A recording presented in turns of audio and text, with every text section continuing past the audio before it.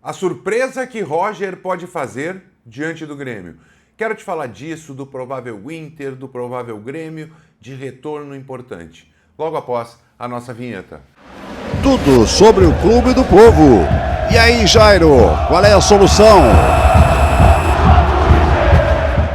Fala pessoal, já pedindo para te deixar o like no vídeo, te inscrever no canal, ajudar a fortalecer este trabalho que a gente faz aqui e chegar no objetivo que é 39 mil inscritos aqui no canal. E detalhe, quem gosta de um conteúdo diário também, tem meu Instagram, Jairo Vink, segue lá, que a gente traz um conteúdo bem bacana para ti. Dito isso, vamos começar por partes. Tem muita gente perguntando e perguntam diretamente para nós nas lives sobre Bruno Gomes. Até botei a foto do Bruno Gomes ali. Bruno Gomes deve retornar nos próximos 20 dias ao convívio com o elenco em jogos, tá? Ele já está em fase final de retreinamento, ele já participa de algumas atividades, obviamente atividades que os médicos liberam, ele está num processo evolutivo muito bom e em 20 dias deve estar à disposição do Roger para ser utilizado por Roger Machado. Roger, até questionado sobre isso, acha que Bruno Gomes vai disputar posição na lateral direita.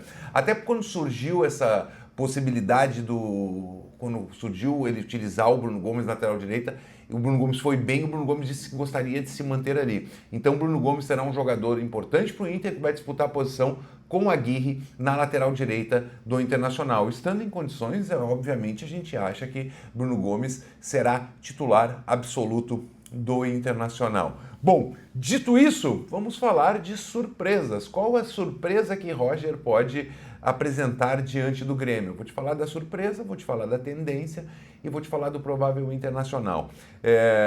E por que eu acredito ou não acredito nas situações. Vamos lá. A principal surpresa que vem sendo treinado no Inter, o Inter treinou, foi a utilização de um esquema com 3 zagueiros. Bom, vamos lá.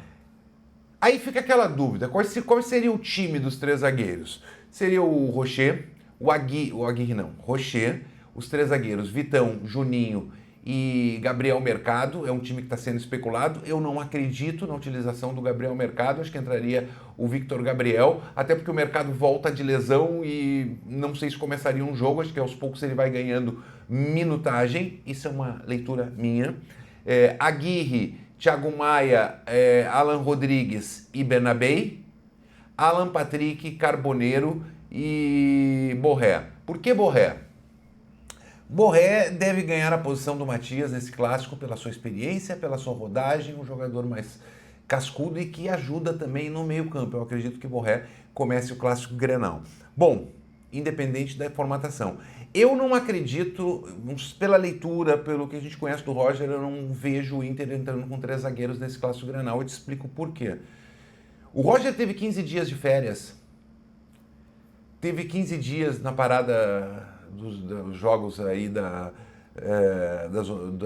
eliminatórias e não mudou o esquema, era uma coisa muito exigida, uma mudança de esquema, ele não mudou. Eu não acredito que em 4 treinamentos ele mude o esquema para o Clássico Grenal, mas essa seria a grande surpresa que ele poderia apresentar para o Grêmio, um esquema mais cauteloso com 3 zagueiros. Ele utilizou esse esquema com 3 zagueiros em algumas partidas na necessidade.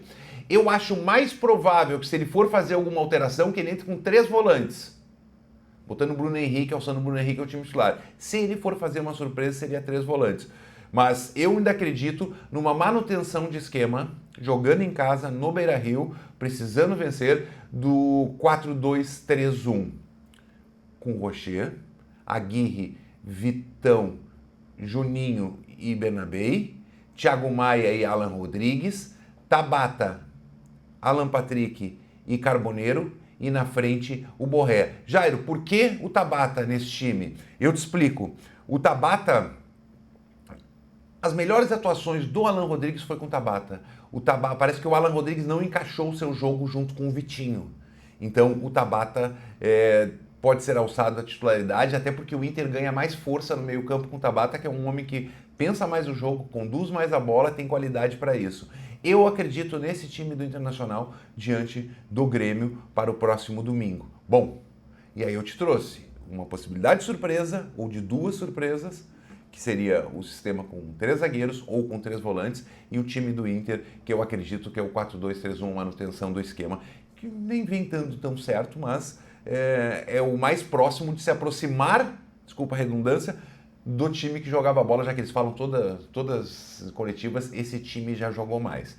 Isso de Inter. Dito isso, eu convidei hoje no meu vídeo o Matheus Girardello para trazer as informações do Grêmio, já que ele está cobrindo o Grêmio essa semana. Então, vai, Matheus, traz as informações do Grêmio. Salve, salve, Jairo Vink. Vamos falar um pouquinho sobre esse provável Grêmio, tá? Que o Mano Menezes já tinha algumas alternativas, algumas soluções para dois problemas que ele tinha. Um deles é o Walter Kahneman, suspenso pelo 3º cartão amarelo, tomou o 3º cartão diante do Mirassol, um cartão até bobo, e acaba ficando de fora desse clássico Grenal.